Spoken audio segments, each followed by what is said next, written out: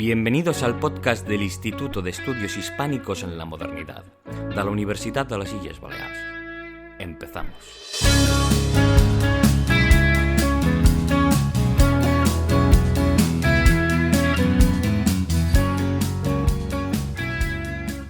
Bueno, pues retornamos con esta segunda parte de Reinas de Película, que si recordáis en el primer podcast nos quedamos hablando de las reinas de Inglaterra. Ahora nos gustaría seguir con reinas francesas y de las primeras pelis así que de las que nos gustaría hablar es por ejemplo, de la reina Margot, que es una peli que se hizo en el año 94 que adaptaba pues el clásico de Dumas que lleva el mismo título y que describe un poco los acontecimientos posteriores a la masacre de San Bartolomé. Entonces, creo que la vimos en la carrera. Es verdad. Lo que pasa es que yo la tengo un poco difusa y no sé qué tal adaptaba a nivel histórico. No. A ver, en esta película creo que el problema es... en mi opinión está muy bien hecha, porque además fue una superproducción, además hay actores muy famosos, sobre todo franceses. Está Miguel Bosé también, que hace del Duque de Guisa. ¿Era una producción francesa? Sí, sí, no sé si la participación española... Sí, son franceses, la mayoría. ¿Qué ocurre? Que las mujeres, en este caso, los dos personajes protagonistas más importantes, que son, por un lado, Margot, o sea, la princesa Margarita de Valois, y su madre, Catalina de Medici, están un poco estereotipados. ¿En qué sentido? Hay que pensar que es de los 90, ¿vale? Entonces, en ese sentido, Margot te la presentan como un poco femme fatale, una mujer que está muy acostumbrada a sus deseos sexuales, a estar con hombres, incluso te da a entender que eso fue un rumor de la época, que incluso tuvo relaciones con sus hermanos, con los propios hermanos de la familia. Luego hay una escena en la que ella sale disfrazada con un antifaz buscando sexo y encuentra al otro protagonista, uno de los protagonistas de la película, que está tirado en la calle porque no ha encontrado... Claro, porque con la boda no había sitio para dormir y el hombre estaba tirado en la calle, entonces ella dijo, este me gusta. Lo cogió. ¿Qué ocurre? Pues que está muy estereotipada, pero es verdad que conforme avanza la película, el personaje de Margot va cogiendo profundidad. Ella tiene que elegir entre su marido, al que no soporta. Aún me acuerdo de una frase que le decía la madre, huele peor que una cabra. Es que aún me acuerdo de esa frase. Ella no soporta a Enrique de Borbón, pero tiene que elegir entre su familia, una familia que la ha maltratado, que la ha tratado de menos, o su marido. Y ahí es cuando el personaje coge una profundidad, ¿vale? Entonces el personaje Margot de hecho hay una escena, que creo que es una escena simbólicamente súper importante, cuando durante la matanza Margot lleva un vestido blanco de luto y... su enamorado, con ese hombre con el que se acuesta así lo intentan asesinar, él se agarra a ella como pidiéndole protección y le mancha todo el vestido. Todo el vestido blanco, que era el luto de las reinas de Francia, se mancha de sangre. Esto es el rojo que mancha la pureza, etc. Entonces es un personaje que creo que está muy bien retratado, aunque al principio te la tratan de una manera. Y luego está el personaje de Catalina de Medici, que creo que es un personajazo. O sea, en sí hay que tener en cuenta que esta reina ha sido muy maltratada por la historiografía, la viuda negra de Francia, esa reina que pensaba en sus hijos por encima de todo y si se cargaba a alguien no pasaba nada. ¿Qué ocurre? Que la actriz que la interpreta, que no sé cómo se llama, hace un papelón y es un personaje muy profundo. Es la idea de todo vale con tal de conseguir mis objetivos. Claro, ¿qué ocurre? Que ahora se está haciendo una revisión historiográfica sobre Catalina de Medici y a lo mejor esa idea está cambiando. Pero bueno, es una película que yo recomiendo ver, por lo menos una vez en la vida hay que verla, que está bastante bien. Y luego ya tenemos a la reina francesa, probablemente de las que se han hecho más películas, también de las más conocidas. Tenéis un podcast que hicimos de 2 partes por si queréis conocer un poco su vida. Y bueno, aquí... podríamos empezar por la película más conocida, que yo creo que es la de Sofía Coppola, que es del año 2006, en la que la protagonista es Kirsten Dunst. Retrata bastante bien desde el momento en que sale de Viena para todo el proceso hasta llegar a Francia y hasta pues el final es un cuando poco, se va de Versalles. Sí, un poco, no llega hasta el final, le deja un poco ahí. Bueno, lo que pasa con las películas de Coppola Es que son muy lentas. O sea, Sofía Coppola, yo encuentro que son muy buenas películas, muy intensas, muy profundas, pero son lentas. ¿Qué ocurre? Que Sofía Coppola... Claro, yo cuando fui al cine a verla, yo esperaba otra cosa. Tú esperas ver la caída de María Antonieta. Es decir, cuando ella... La revolución, etcétera, ¿no? Que era, claro, hasta ahora era lo que se había hecho. De hecho, hay una película, no sé de qué año es, en blanco y negro, que es la película que se hizo más famosa de María Antonieta, y sale... Una película que dura 3 horas o más de 3 horas. Y sale toda la historia de María Antonieta, desde que llega a Versalles hasta que es ejecutada. ¿Qué ocurre? Que Sofía Coppola se quiso centrar en la joven María Antonieta, es decir, la adaptación de una reina que llega a una corte que no la entiende, una corte con unos usos todavía más exagerados y más protocolarios que los que vio en Viena, que ya era una corte estricta, y una reina que tiene que ir adaptándose y creciendo, y sobre todo que tiene que aprender lo que es ser una reina de Francia, porque a María Antonieta se la ha acusado de ser una derrochadora, de no, María Antonieta cumplía el papel que se esperaba de ella. De hecho, si no lo hacía, ahí venía el problema. Porque todo lo que ella hacía repercutía en la corte, ¿no? Entonces, eso lo representa muy bien Sofía Coppola. Es una película que limpia un poco la imagen de la María Antonieta que todos conocemos o que se conocía, ¿no? De esa reina, pues, caprichosa, sin sentimientos, que le daba igual lo que ocurriera. Al final hay que tener en cuenta, y eso lo demuestra muy bien, que es una corte que está aislada. Es decir, la corte está fuera de París, a unos 13 kilómetros. No es como hoy en día que tenemos WhatsApp, tenemos TikTok, tenemos de todo para saber las noticias. Eso no existía. Lo que pasa es que verá que la peli es un poco lenta porque es muy... Pues ver un poco el día a día, cómo vivían. Yo creo que se quiere también recrear mucho en la fotografía. A veces hay planos así como muy lentos, pero que son muy bonitos. Los decorados.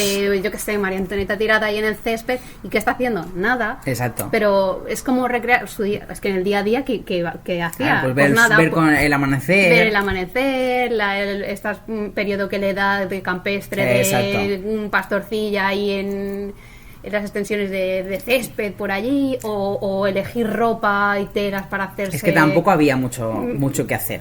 Entonces, claro, es una peli que también está muy bien hecha. De hecho, a mí me encanta esta película. Y representa muy bien lo que era el día a día de una reina de Francia. También ves muy bien lo mal que lo pasa por no tener el heredero. Porque, hay una escena, es que hay una escena, de hecho, cuando ella va por los pasillos y una criada le dice: ¿cuándo nos daréis un heredero? Y ella se mete, no puede, está a punto de llorar, se encierra en la el primera cuarto, puerta que encuentra y se pone ella a llorar. Esto era un drama de las reinas en general. De hecho, os recuerdo que hicimos un podcast de María Luisa de Orleans, fan absoluto, que habla sobre el tema ese, el no poder dar un heredero a la corona, ¿sabes? Y eso se refleja muy bien, porque claro, fueron 10 años de esterilidad. O sea, 10 años en los que la pareja no tuvo hijos, que son muchos años. Y son 10 años en los que estás aguantando ahí constantes cuchicheos, comentarios, cartas de tu madre diciendo qué pasa y... Exacto, y las expresiones. Es agobio, ¿eh?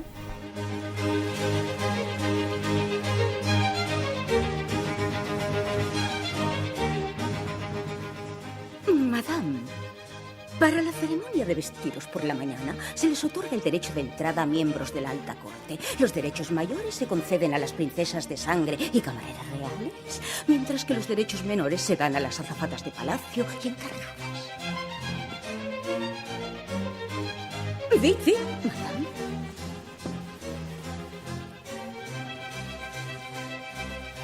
Cualquier persona con derecho de entrada puede entrar en cualquier momento, así que debéis prestar atención a la hora de saludar correctamente a cada una a su llegada. Y no debéis extender la mano, pues la entrega de una prenda a la delfina es un gran privilegio. Corresponde al rango más alto.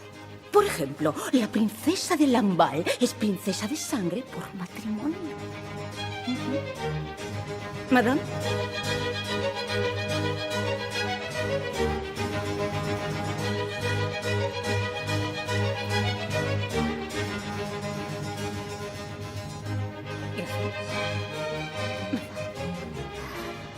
Qué privada, sí. ¡Buenos días! Ahora el puesto debe pasar a la duquesa de Char, porque ella también es princesa de sangre.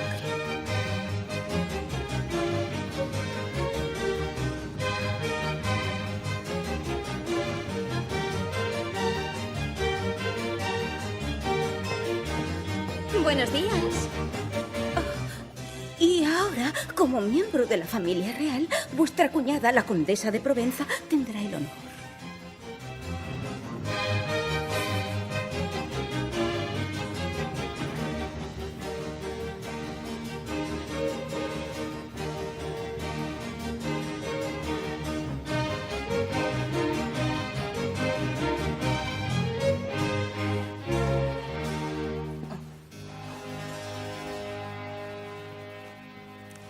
Esto es ridículo.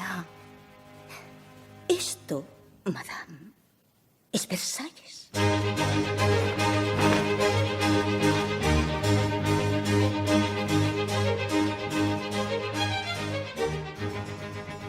Luego os queríamos comentar un par de películas más que también hablan sobre la figura de María Antonieta, sobre algunos momentos clave, digamos, de su biografía.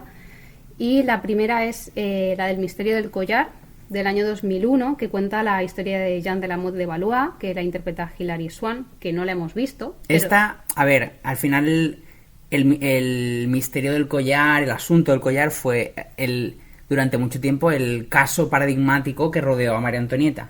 Entonces, lo que pasa es que aquí según tengo entendido, se noveliza sobre la vida de esta mujer. O sea, la protagonista es esta mujer, y lo que se hace es convertir a la Motte como en una víctima porque ella cuando era pequeña pues sufre ese destierro, no sé qué, su familia cae estrepitosamente, y entonces es una venganza contra los que la intentan atacar, ¿no? Digamos. Y ella utiliza el caso del collar como excusa, ¿no? Entonces es como la protagonista al final no es María Antonieta, sino que es la otra, la Motte, que es la protagonista. Uh-huh. Y luego estaría la más reciente del año 2012, Adiós a la reina, con Diane Kruger y Léa Seydoux, creo que se pronuncia, que es una producción francesa que cuenta los últimos días de la reina. A lo mejor lo que le falta a María Antonieta, pues lo suplís con esta. Pero desde el punto de vista de la lectora de la reina, no desde la propia María Antonieta. Esta lo bueno que tiene, es decir, esta también es una película que ha sido muy controvertida porque es muy lenta, pero, claro, ¿qué ocurre? Que aquí el director, creo que era un director, pretendía reflejar, o sea, que mientras en París ha caído la Bastilla, ha empezado la revolución, Versalles sigue exactamente igual. O sea, se oyen ecos de algo que está pasando, pero no ha llegado a pasar nada. Es decir, todo es a través de los ojos de la lectora de la reina, como has dicho, ¿no? Entonces, la lectora, pues, le elige los libros que va a leerle a la reina, luego encima le gusta bordar, los nobles están como muy inquietos, nadie sabe bien qué pasa, las facciones de la corte se mueven, pero lo que quiere reflejar el director es el aislamiento de Versalles y el aislamiento de la reina, al final, ¿no? Que ella sigue con sus cosas, con su... pues eso, y como de pronto, en hora, se debate la huida de los reyes, María Antonieta se la ve quemando documentos, en la chimenea está quemando papeles, cartas comprometidas, prepara la huida de su favorita, de la Polignac. Entonces, lo bueno de la película es que te representa cómo el sistema está cayendo, pero ellos no son conscientes, porque la corte no está en París. Hay que tener en cuenta que antes de Luis XIV, cuando la corte residía en París, cuando había un tumulto, el eco llegaba enseguida al Louvre o donde estuviera, ¿no? Entonces, ahora no, ahora los reyes viven en un paraíso separado de París. Es una burbuja, al fin y al cabo. Exacto. Y está muy bien representado eso, de cómo tú ves que van pasando cosas, que en los pasillos de los criados hay rumores, pero no sabes bien qué es lo que está pasando. Y eso es lo que más me gusta. Y luego el papel de Diane Kruger es una María Antonieta más madura, es una María Antonieta que intenta influir en el rey. Ahí se ve la facción, digamos, reaccionaria que representa a María Antonieta y los hermanos del rey, que le están diciendo a Luis, plántate, y Luis al final, pues no, Luis le cuesta más esas cosas, ¿no? A Luis XVI. Entonces, eso está muy bien representado en la película. Y además es una actriz alemana. Exacto. Es verdad, hablando en francés, o sea que, bueno, le da un toque ahí de verosimilitud a la historia. Es verdad.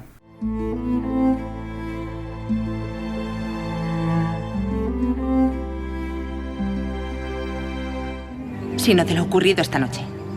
La señora Compan debe saber alguna cosa. He jurado no decirlo. No se lo diré a nadie. La pastilla. Perdonad, pero apenas os he oído. pueblo ha tomado la Bastilla. ¿La Bastilla? La reina ha sido avisada esta mañana. Al parecer ha ordenado al mariscal de Brel que marche sobre París al mando de un regimiento extranjero. El conde de Artois apoya esa decisión. ¿El hermano del rey? Sí. El rey está muy enfadado con su hermano. Ahora está reunido con el consejo. La situación es gravísima, Sidonie. Acordaos, no lo digáis a nadie. Señor Jesús. Perdería la amistad de la reina. Venid conmigo. Os confiaré el cuaderno de atuendos. La señora de Ossán no sabrá nada. Vale, pues ahora viajamos hasta Rusia con otro personaje del que también hemos hecho podcast, que también tiene 2 episodios, por si queréis escucharlos, que es Catalina la Grande. De Catalina la Grande tenemos, en el año 95 se hizo una miniserie que tiene 2 episodios, creo, que está protagonizado por Catherine Zeta-Jones, súper joven, y que sí que te cuenta pues también toda la historia desde el principio hasta al final. No es que se centre en ningún periodo en concreto, sí que, a ver, está un poco vendida, pues se centra mucho en sus amantes, en la parte romántica. Luego sí que hay una serie más extensa que duró desde el año 2014 a 2019, que se llama Ekaterina, y que tiene 3 temporadas. Una primera temporada que va desde que llega a la corte de San Petersburgo hasta su ascenso al trono. Una segunda temporada que ya es 3 años después y ya va desde el final de la primera temporada hasta que se gana el apelativo de la Grande. Y luego se hizo una tercera temporada, porque es una serie que tuvo mucho éxito en Rusia, entonces decidieron hacer una tercera temporada que no es cronológica a la segunda, sino que vuelve otra vez para atrás y se centra en un periodo entre 1774 y 76, con la guerra contra los turcos. También habla mucho de sus amantes, de lo complicada que era la gestión del imperio en esa época, que no la hemos visto, no encuentro dónde podemos verla, pero si alguno de vosotros la ha visto, nos comentáis si merece la pena y dónde se puede ver.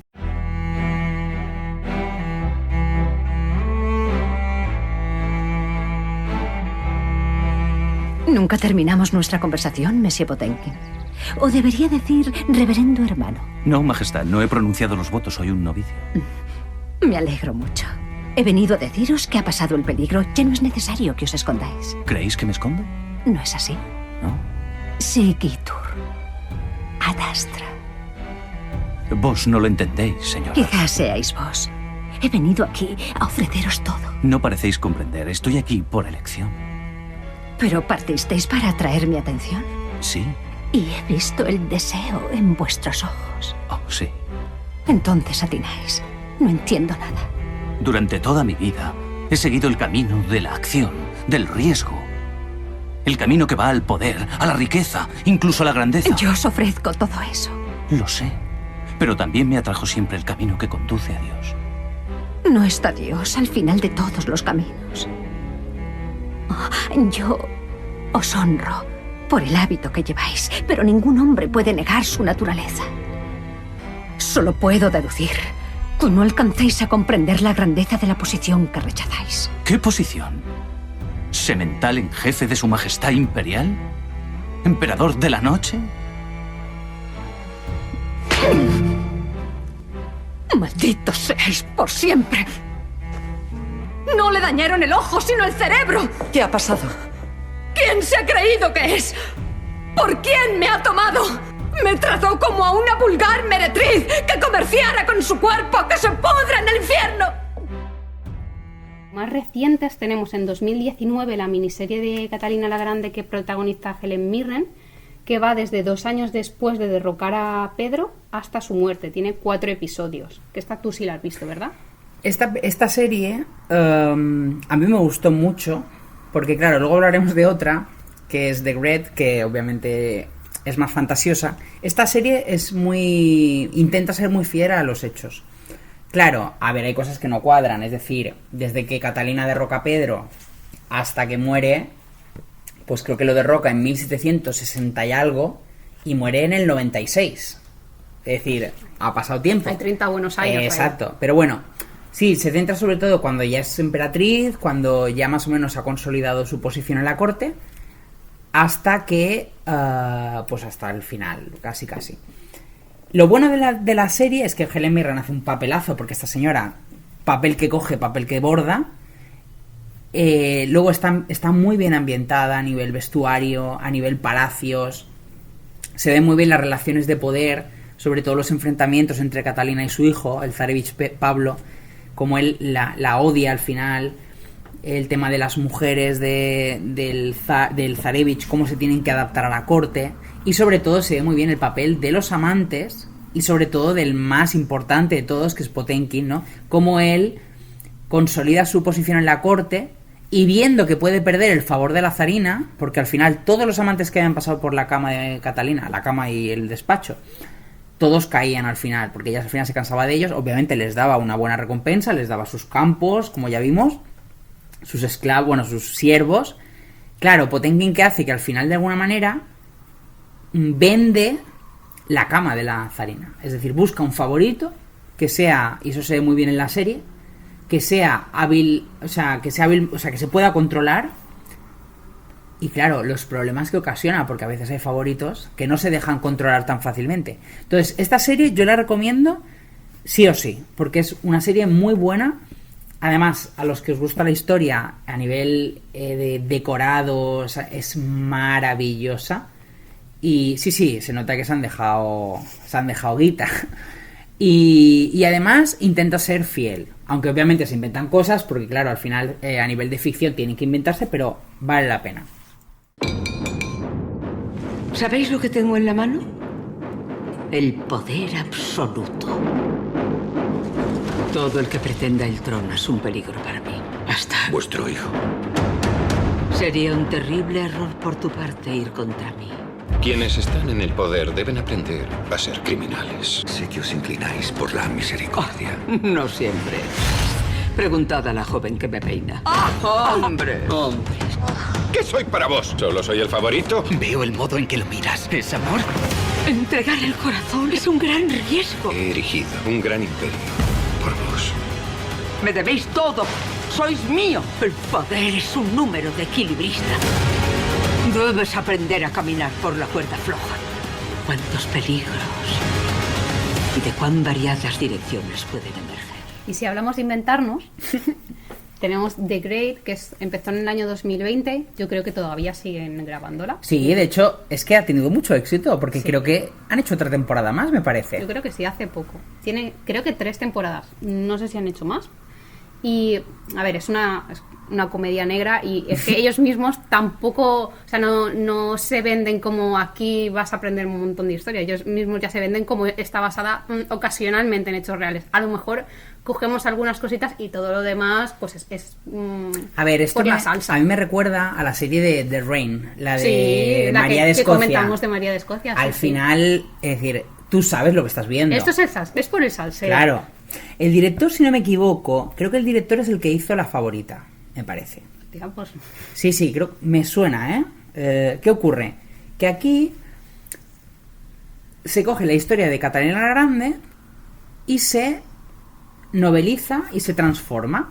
Se inventan un montón de cosas, muchísimas cosas, pero al final la esencia está. La esencia de una princesa que llega a Rusia, que tiene un marido que está desequilibrado, que tiene problemas mentales y que es un psicópata, porque es un psicópata, ¿vale? Y como ella tiene que adaptarse a vivir con ese hombre que en cualquier día la puede asesinar, porque al final lo que te muestra, ella tiene que seguirle el juego. ¿Qué ocurre? Que conforme pasa el tiempo, esa princesa va trazando su propio camino y se va desligando de esta idea de no, es que yo tengo que hacerte caso. Entonces ves un poco también la maduración del personaje, pero obviamente es una serie para pasárselo bien, es una serie para pensar que tú no estás viendo nada de Catalina la Grande, que a lo mejor se llaman Catalina y Pedro, pero la historia es diferente y hay que tomárselo como lo que es, una ficción, y disfrutarla. Nos vamos ahora hacia el norte con la reina Cristina de Suecia. Y de las películas así más antiguas que hay que hablan sobre su figura, son películas que se centraron más en relaciones románticas que tuvo o que pudo tener, o que había rumores, que son del año 33. Hay una peli que se llama Queen Cristina, que protagonizaba Greta Garbo y se centraba en la relación amorosa que se decía que tuvo con el embajador español Antonio Pimentel del Prado. Y luego en el año 74 hay otra película que se llama Abdicación, que esta es británica, y que hablaba de la relación o de la posible relación que tenía cuando ya era ex reina y ya estaba en Roma con el cardenal Azzolino. Y luego ya más reciente sí que hay una peli en el año 2015 que se llama Reina Cristina, la mujer que fue rey, y que esta es una coproducción europea-canadiense basada en una obra de teatro, y ya es el retrato de la vida de la reina desde que ocupa el trono a los 6 años, y ya pues indaga en la relación de la reina con la condesa Spar, que es una dama de compañía. Uh-huh. ¿La has visto? Sí, esta la he visto y la recomiendo. Es decir, es una película que se nota que no tiene mucho presupuesto. Empezando por ahí, no es una superproducción como lo es María Antonieta, como lo es la de Catalina la Grande, de Helen Mirren, no. Es una producción bastante limitada y se nota, pero retrata bastante bien, creo yo, la figura de Cristina. Cristina de Suecia es una figura que siempre se ha movido entre la historia y la leyenda. En primer lugar, porque hizo algo que fue muy inusual en la época, que fue abdicar al trono. Cuando era joven, decidió renunciar al trono de Suecia, pasarse al catolicismo y viajar por las distintas cortes europeas hasta que finalmente se instala en Italia, buscando otra corona. Que la chica, ¿para qué te vas? Pero bueno, no entremos en eso. También ha sido un icono gay, aparte de todo, en la cultura LGTBIQ+, ha sido un icono bastante importante porque hubo rumores de que Cristina era homosexual. Obviamente en la época definir esas cosas era complicado, pero esta película se centra precisamente en la intimidad de Cristina y sobre todo en su romance o relación con una noble de la corte. Claro, primero vamos a fijarnos en el título. ¿Cómo es el título? ¿Cómo es? Reina Cristina, la mujer que fue rey. La mujer que fue rey, no reina, ¿vale? Empecemos por ahí. Claro, ¿qué ocurre? Cristina se refleja muy bien que ella es la hija de... es la única hija del rey, que no me acuerdo cómo se llama, Gustavo Adolfo. ¿Gustavo Adolfo? Bueno. Te lo busco. Un Gustavo Adolfo, uno de tantos. Que le llamaban el León del Norte, ¿no? Que luchó en la Guerra de los 30 años, etcétera. Entonces él muere dejando a una hija pequeña. Gustavo Adolfo, ¿ves? Pues él muere dejando a una hija pequeña, dejando una regencia, con una Suecia que ha jugado su papel en la guerra, que está jugando su papel en la guerra muy importante, y cómo ella crece en una corte de hombres. Y esto es importante, porque primero la aíslan de su madre. Su madre sufre un desequilibrio después de la muerte del esposo. Se cuenta que no dejaba que lo enterraran, solo lo besaba. Y se apropió de su hija hasta el punto de que la corte termina separándolas. Aislando a la madre, y la hija está criada por... esto no sale en la película, pero fue criada por los tíos de ella, que también fueron mal vistos porque creo que era la hermana de la madre. Lo importante, que Cristina crece en una corte de hombres. Claro, no es lo mismo crecer en un ambiente rodeado de damas, de mujeres, que al final de alguna manera te perfilan, que en un ambiente masculino. ¿Significa esto que Cristina se masculiniza? No. Hay una escena muy, muy bonita de la película que a mí me encanta, que Cristina sale vestida con camisa y pantalón y está como jugando a esgrima, está correteando por los pasillos del palacio con la espada, y de pronto se cruza en uno de los pasillos con la dama, con esa condesa, y ves cómo las dos se miran y se genera cierta tensión, no digo sexual, pero sí amorosa, ¿no? Entonces la película al final es la trama de la película es, por un lado, la constante individualidad de Cristina, es decir, una mujer, una reina que se mantiene firme en sus convicciones, que no deja que ningún otro noble ni Oxenstierna, que fue uno de los principales ministros de la corona y el que dirigió la regencia, pues que fue el mentor de ella, al final él la quiere llevar hacia un lado, porque es su guía. Sin embargo, Cristina se mantiene férrea y por otro lado está el tema amoroso, como ella se enamora de esa noble, mantienen relaciones y finalmente, es que es un drama importante, se casa con otro, ¿no? Y todo el drama que supone de ello. De hecho, la película te da a entender, que no creo que fuera por eso, como que la abdicación en parte tiene relación con ese desengaño amoroso, que no, ya os digo que no tiene que ver. Pero bueno, es una película que está muy bien porque refleja por primera vez una Cristina que no es la típica Cristina de Suecia que vemos con Greta Garbo, etcétera, sino que es una Cristina más humana, una Cristina que comete errores, una Cristina con mucha fuerza y sobre todo esta idea que ya vemos en películas como la de María Reina de Escocia, que es una mujer rodeada constantemente de hombres que intentan sabotearla, porque al final el gobierno femenino en aquella época estaba mal visto, siempre se tendía hacia un gobierno masculino, y es una mujer que al final ella misma decide hasta el final el camino que va a elegir, llegando incluso a renunciar a su propia corona y dejando el trono vacante. Y tenemos luego otra reina del norte, que es Carolina Matilde, que fue reina danesa. La película del año 2012, Un asunto real, en la que la protagonista es Alicia Vikander, haciendo de esta reina, y es como habla de ese triángulo entre ella, el médico del rey, que interpretado por Mads Mikkelsen, y el rey Cristian VII, que bueno, estaba un poco cucú. Efectivamente. A ver, esta es una superproducción, se nota además la imagen, los vestidos, el palacio, es decir, es una producción que se ha dejado dinero. Claro, esta historia es una historia real, es la historia de un adulterio entre esta reina y el médico real. Claro, ¿qué ocurre? El centro de la escena obviamente lo tiene la reina, Alicia Vikander. Y la verdad que hace un muy buen papel. Tú ves como una niña salida de Inglaterra llega a una corte con un rey trastornado, con una enfermedad mental. Claro, ser rey absoluto en una corte y tener un problema mental, pues es un problema realmente. Porque al final, por dos lados. Por un lado, porque tú al final tienes voluntad absoluta y por otro, porque todas las facciones intentan utilizarte, manipularte, ¿no? Entonces, ¿qué ocurre? Se ve, por un lado, cómo esta reina tiene que adaptarse a ese marido que la maltrata, porque la trata mal. Y es súper imprevisible, o sea, tanto está como muy contento como muy enfadado, claro, con ataques de ira. Claro, ¿qué ocurre? Que al final ella es la que dirige un poco la corte. De hecho, hay un momento en el que el rey se va de viaje, se va de gira, y toda la cuestión ceremonial, todo pasa por la reina, pero es una reina aislada.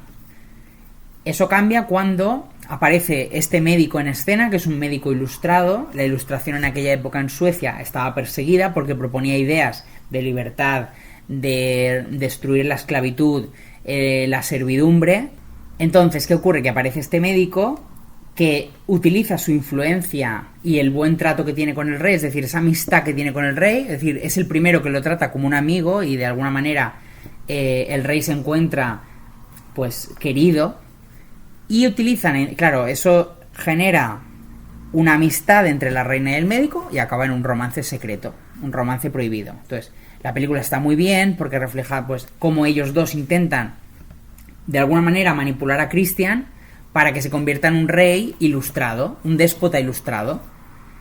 Es ahí cuando las facciones de la corte, pues obviamente que intentan imperar, está la madrastra del rey, luego los ministros del viejo sistema, pues todos boicotean a la pareja y se desata pues el desastre.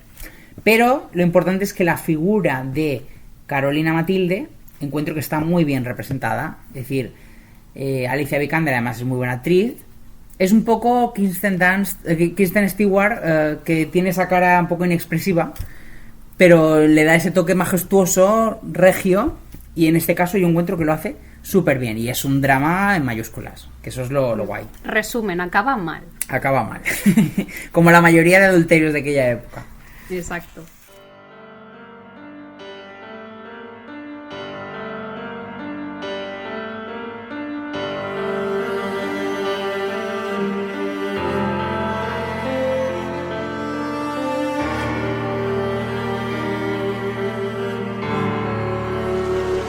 He conseguido escaparme de las esposas de los ministros.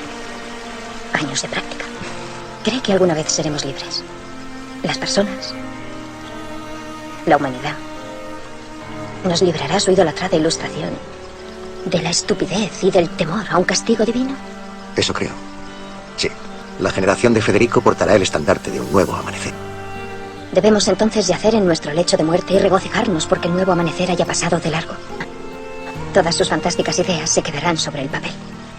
En la corte tengo tanta autoridad como una sirvienta. ¿Y mi esposo? Él sí que tiene autoridad. No creo que sea usted consciente de la influencia que ejerce sobre Christian. Confía en usted a ciegas.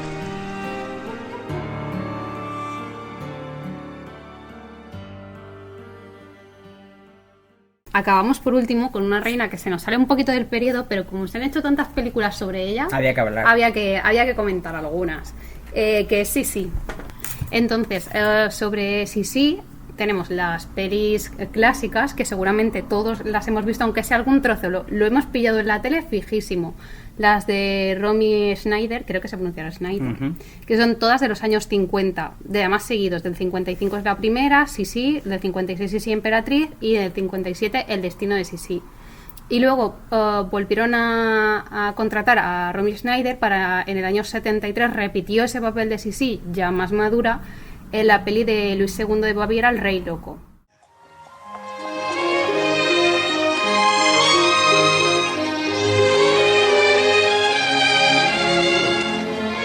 ¿Me permites? Sí, Majestad.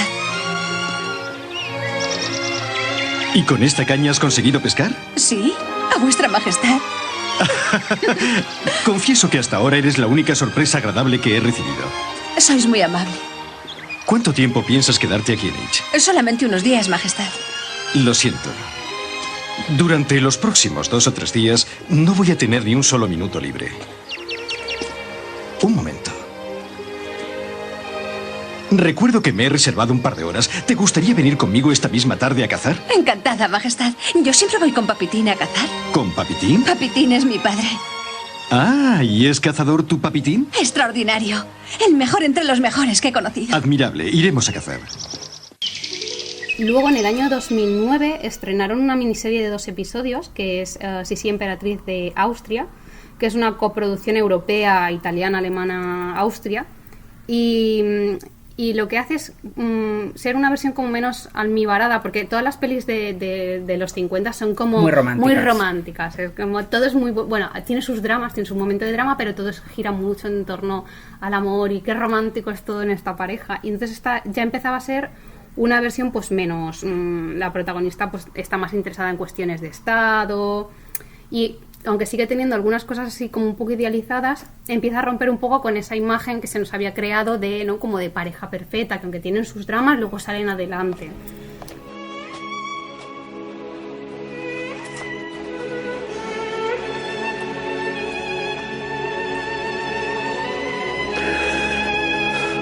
Es una idea disparatada. Las niñas son demasiado pequeñas para emprender un viaje así. Creía que ibas a entenderlo. Tú también eres madre. Tienes que saber que es terrible estar separada de tus hijos. Tú sabes lo duro que es viajar sin ellos. Pero sí. A Hungría. A Budapest. Es sumamente peligroso. Allí hay muchos que darían la vida por matar al emperador.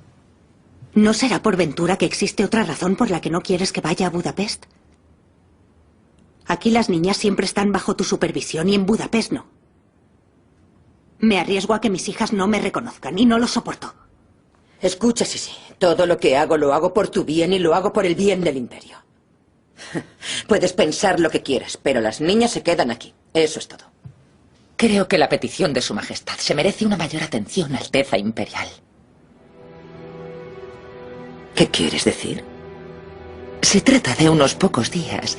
Y creo que el deseo que ha expresado su majestad es completamente natural. Y no olvidemos que a las niñas les vendría bien pasar unos días con sus padres. Gracias por sus palabras, condesa. Es justo lo que pensamos el emperador y yo. Perdona, tía. Pero las niñas nos acompañarán con tu permiso o sin él. Y ahora, discúlpame, tengo cosas que hacer.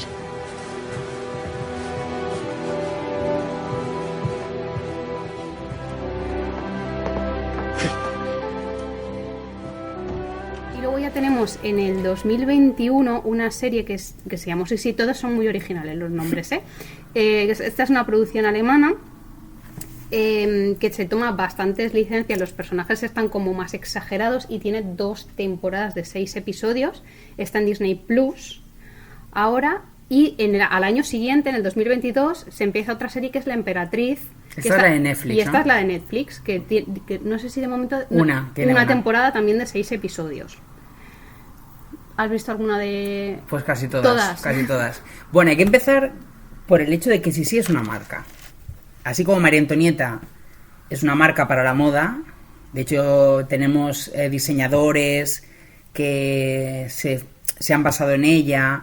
Tú vas a París y tienes un recorrido turístico solo de María Antonieta, Versalles, la prisión, etcétera. Pues sí es otra marca, ¿vale? De hecho, no se la conoce como Isabel de Austria o de Baviera, sino como sí. ¿Qué ocurre? Que el personaje se ha ido, en primer lugar, desde la Sisi real a la Sisi de los años 50, pues se ha ido deformando y se ha convertido en una verdadera telenovela. Pero telenovela amorosa, es decir, es un personaje, se representa a Sisi como una princesa inocente, que vive un romance con Francisco José, que vive aventuras. De hecho, no sé si sabéis que hay una serie de dibujos de Sisi. Yo me acuerdo que era pequeño y la echaban en... ¿Cómo se llama esta serie? Bueno, era un programa infantil que no me acuerdo cómo se llama. Y es una serie de dibujos y te salen las aventuras de Sisi. Cuidado, es decir, todo muy bonito, muy... Claro, ¿qué ocurre? Que la... Fox Kids se llamaba el canal. ¿Y qué ocurre? Que la imagen que tenemos de Sisi, o teníamos hasta hace poco, era la de una princesa que vivía una historia de amor idílico con Francisco José, que la amaba con locura, y que vive una serie de aventuras o desventuras. ¿Qué ocurre? En el 2009 encontramos la primera serie, bueno, en este caso es una miniserie, bueno, creo que son de 2 capítulos, en la cual se representan los primeros desórdenes de Sisi. Es decir, en primer lugar, una princesa que no estaba preparada para la corte de Viena, porque iba a ser su hermana, Nené, iba a ser la elegida. Una princesa que se adapta mal, que choca con su suegra, con la archiduquesa Sofía, y que comete errores políticos. Uno de sus primeros errores fue cuando se pelea con su suegra, porque se empeña en llevarse a su hija a Hungría, y la niña muere, no sé si se resfría o lo que sea. Bueno, luego cuestiones de ruptura de protocolo, etcétera. Y sobre todo en esa serie se empieza a mostrar los desórdenes alimenticios de la emperatriz. Se empieza a ver un poco que deja de comer, que ella necesita que el corsé cada vez sea más estrecho, etcétera. La obsesión por la belleza, las horas, eso se empieza a ver. Pero lo que me gusta de esta serie es que, claro, hay que tener en cuenta que es muy fuerte, porque al final está rompiendo la idea que se tiene de Sisi, ¿no? Y esta serie ya empieza como a convertirla en una imagen real, pero lo deja ver, porque son los primeros años de Sisi. Claro, de pronto tenemos luego 2 series que están ahora compitiendo, una está en Disney Plus, la otra está en Netflix, y ya nos presentan a una Sisi más real. O por lo menos ahora se ha ido al otro lado, o sea, ha pasado de una punta de la balanza, se ha ido a otra, ¿no? Claro, por ejemplo, yo la que más he visto es la de Netflix, pero las dos más o menos coinciden en esto. Es una emperatriz salvaje, una emperatriz que, bueno, en este caso cuando es princesa en Baviera, que monta a caballo, que se ensucia, que es contestona, rebelde. Y claro, pues una salvaje que la mandas a la corte más estricta de toda Europa, ¿no?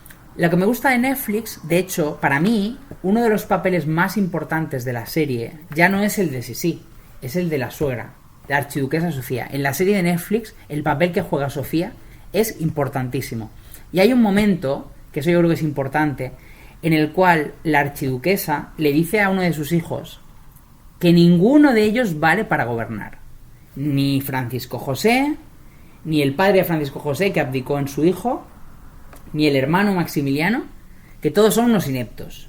Y demuestra el papel que ejercían las mujeres. Esto es lo del poder informal de las reinas, ¿no? Y aquí se ve muy bien. En cuanto a Sisi, me gusta mucho el papel que juega en esta serie de Netflix, porque de alguna manera tiene ese punto de ruptura. Con Francisco José no hay nada idílico. Bueno, el Francisco José de Disney Plus...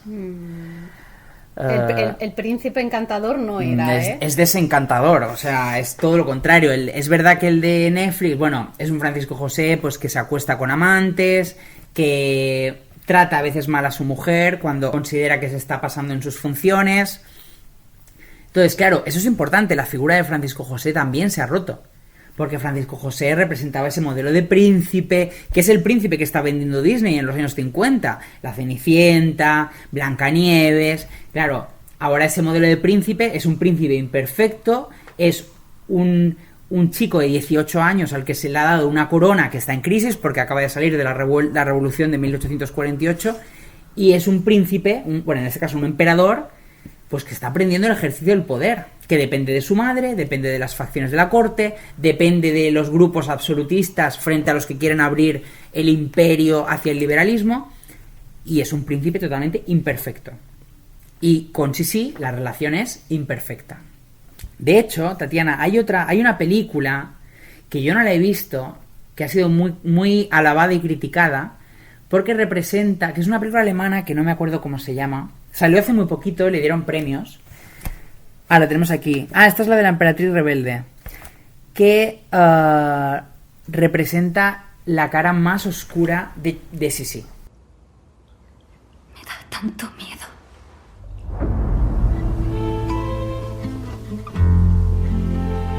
Aprieta.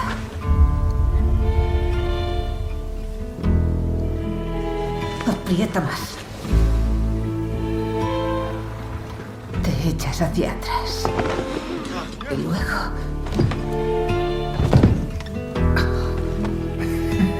She was home, she was a swan. When she was out, she was a tiger. And the tiger in the wild is not tiger. Ahora comprueban si he envejecido. When she was lost. Mi deber es dirigir el destino de este imperio.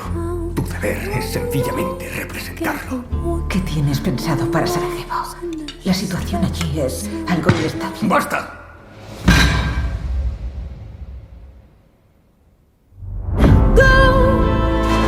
Aprieta más. Aprieta más.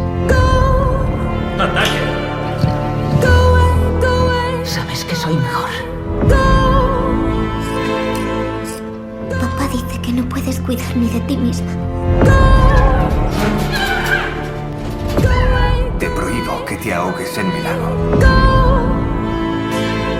Aprieta más. Aprieta más. Aprieta más. Que aprietes más, he dicho. Aprieta más.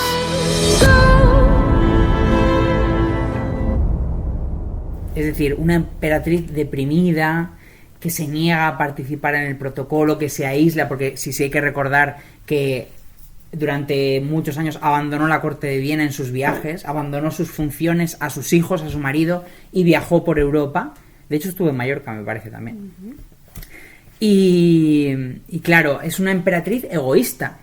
Una emperatriz, al final, que renuncia a sus deberes, a los deberes que ella se comprometió a cumplir cuando se casa, por sus intereses privados.